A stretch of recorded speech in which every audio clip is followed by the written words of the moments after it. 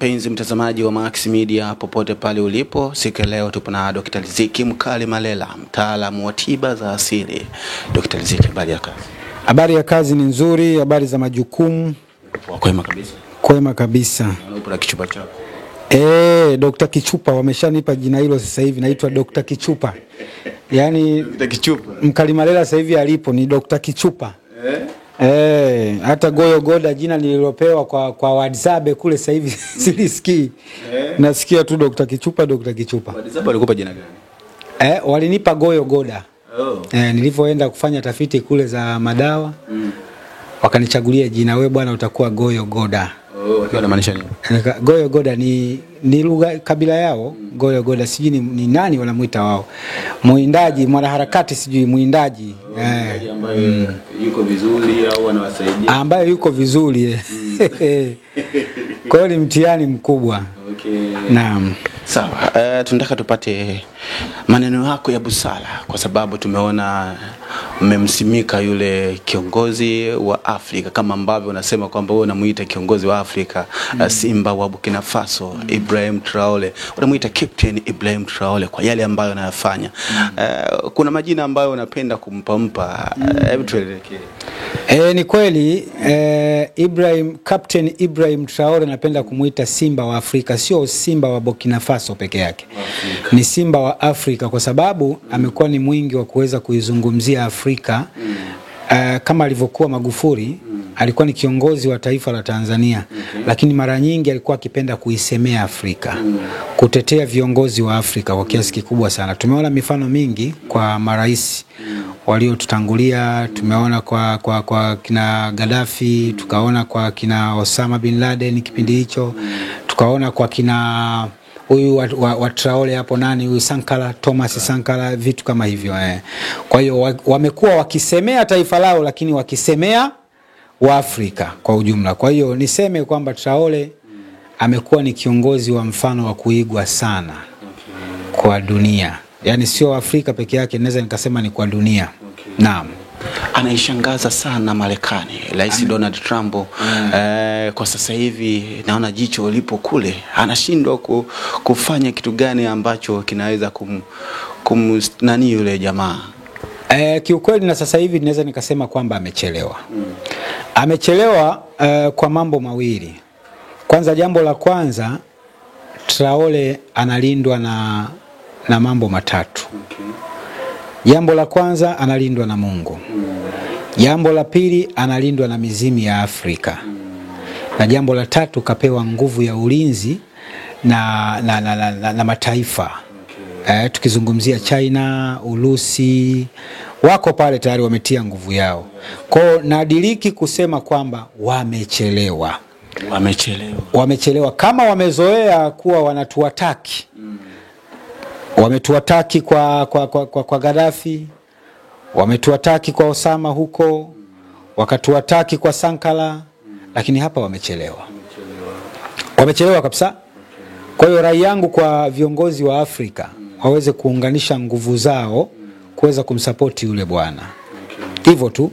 Yaani kila mmoja acheze na nafasi yake kwenye kumsapoti yule bwana.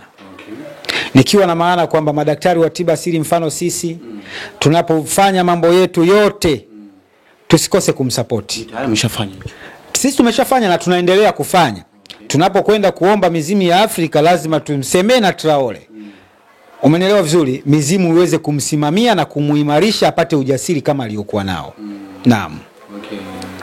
Kitu gani ambacho kinakushangaza sana kwa Ibrahim Traore hadi sasa hivi? Kitu ambacho kinanishangaza sana kwa Ibrahim Traore ni katika kuweza kukwea miti mingi kwa wakati mmoja. Ni kuweza kukwea miti mingi kwa wakati mmoja. Tunasikia anatengeneza sasa hivi sijui vifaru, magari ya kivita kama vile, yani anazalisha magari ya kivita kwenye nchi yake. Sio ya kuagiza. Magari ya kijeshi mwenyewe. Anazalisha kwenye nchi yake. Tunasikia sasa hivi ana ujenzi wa barabara yenye karibu kilomita ngapi? Kilomita 1500 na kitu. Umenielewa? Ambayo kaijenga kwa miezi karibu mingapi hii? Miezi 8.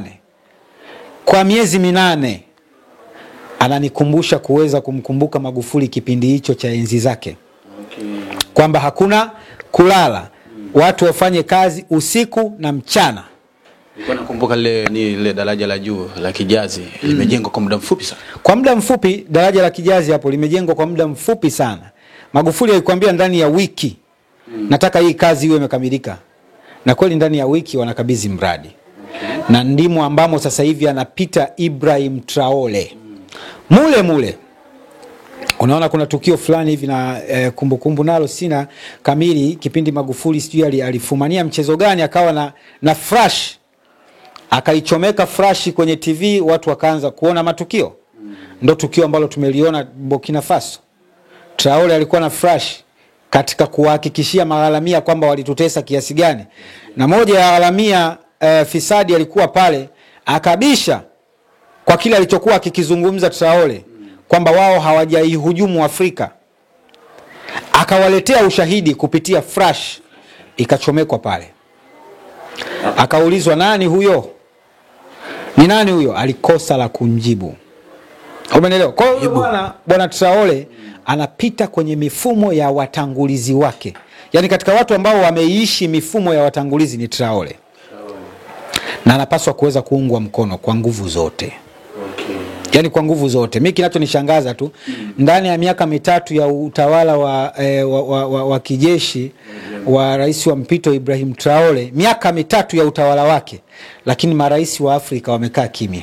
Yaani jitihada zote hizo za kuvamiwa, maharamia wanakuja wanaipiga Burkina Faso, hawaoni.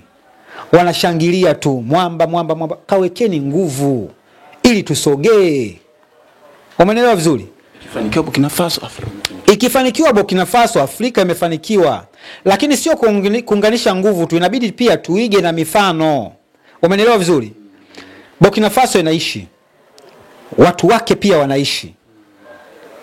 Pamoja na mikakati na misingi aliyojiwekea yule bwana, bado watu wake wanaishi.